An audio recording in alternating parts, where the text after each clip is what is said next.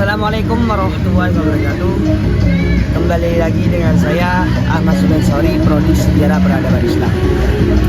Di sini saya akan memberi sedikit penjelasan apa itu demokrasi Soekarno. Oke, video kali ini saya akan membahas tentang demokrasi Soekarno, yaitu dari terpimpinnya hingga kontroversinya. Dalam video kali ini, yaitu suatu bab penting dalam sejarah perpolitikan di Indonesia. Apa itu demokrasi Soekarno dan apa itu demokrasi terpimpin, mengapa Soekarno memilih sistem ini, dan apa dampaknya bagi rakyat Indonesia.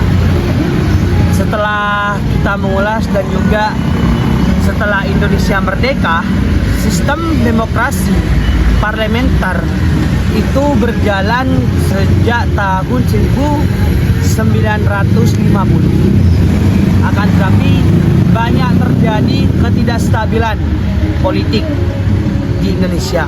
Bahkan kabinet-kabinet sering berganti dan sulit membuat keputusan. Demokrasi Soekarno merujuk pada sistem pemerintahan yang mana ia jalankan oleh Presiden Soekarno sendiri di Indonesia, terutama dalam dua periode, yaitu demokrasi terpimpin tahun 1959 sampai 1966, dan sebelumnya demokrasi parlementer, yaitu 1950 sampai 1959. Meskipun Soekarno lebih dikenal dalam peran sentralnya pada masa demokrasi terpimpin, sehingga penjelasan demokrasi Soekarno sendiri yaitu dalam demokrasi terpimpin, pertama ialah setelah kegagalan sistem parlementernya yang dianggap tidak stabil karena sering terjadi pergantian kabinet dan membubarkan konstituante dan memperlakukan kembali UUD 1945.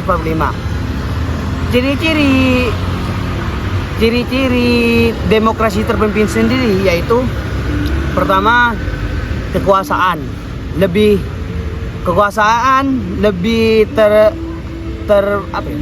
terpusat pada presiden. Yaitu yang kedua, Presiden Soekarno menjadi pemimpin utama baik secara formal ataupun informalnya. Terus yang ketiga yaitu sistem multipartai.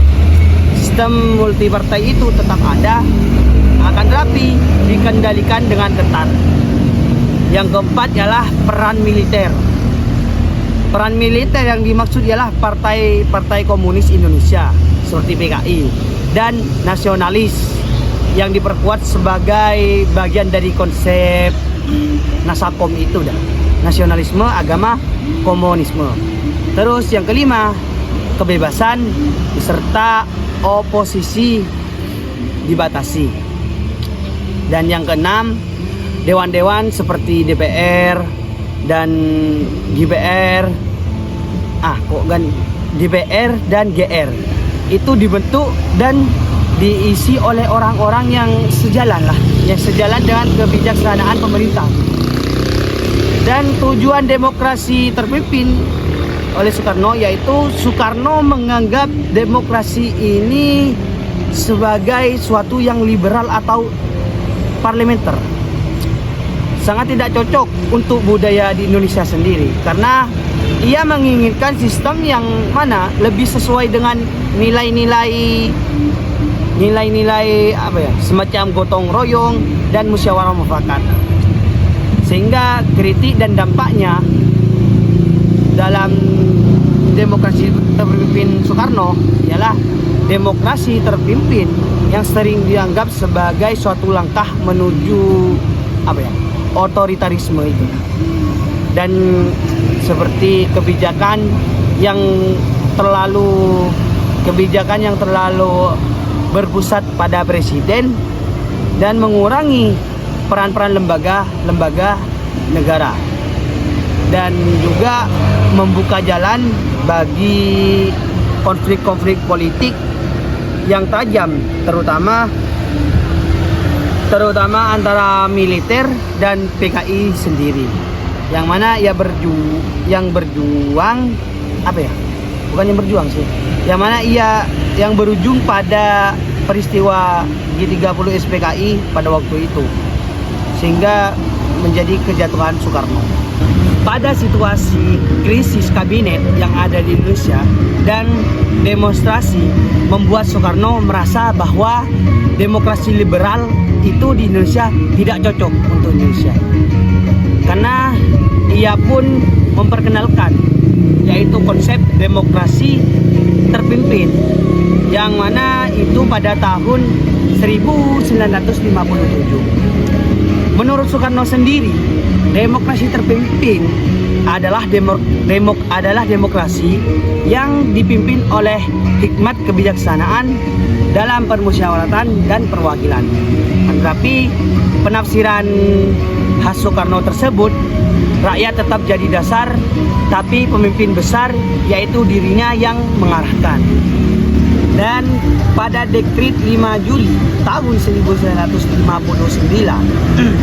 puncaknya adalah ketika Soekarno mengeluarkan dekrit Presiden 5 Juli 1959, yang mana ia membubarkan Konstituante dan memberlakukan kembali UUD 1945.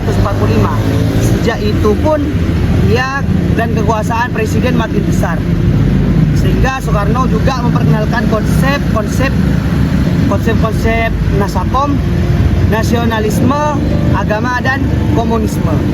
Untuk apa? Untuk menyatukan kekuatan politik yang ada di Indonesia. Tapi itu justru malah memicu ketegangan, terutama karena pengaruh PKI pada waktu itu semakin kuat. Dan juga pada situasi politik menjelang pada tahun 1965, demokrasi terpimpin akhirnya menjadi suatu sistem yang sentralistik dan juga otoriter, yaitu kritik-kritik dibungkam dan kebebasan pers itu dibatasi dan kekuasaan nyaris mutlak di tangan Soekarno. Dan pada tragedi G30 SPKI dan akhir kekuasaan Soekarno, krisis politik dan tragedi 1965 menjadi titik balik, yaitu Soekarno kehilangan dukungan militer karena pada akhirnya menyerahkan kekuasaan kepada Soeharto. Jadi demokrasi Soekarno adalah masa eksperimen politik yang penuh idealisme, akan tapi juga kontroversi. Bagaimana menurut kalian? Apakah demokrasi terpimpin itu perlu diterapkan di masa kini? Itu sekian dari saya, kurang lebihnya wassalamualaikum warahmatullahi wabarakatuh.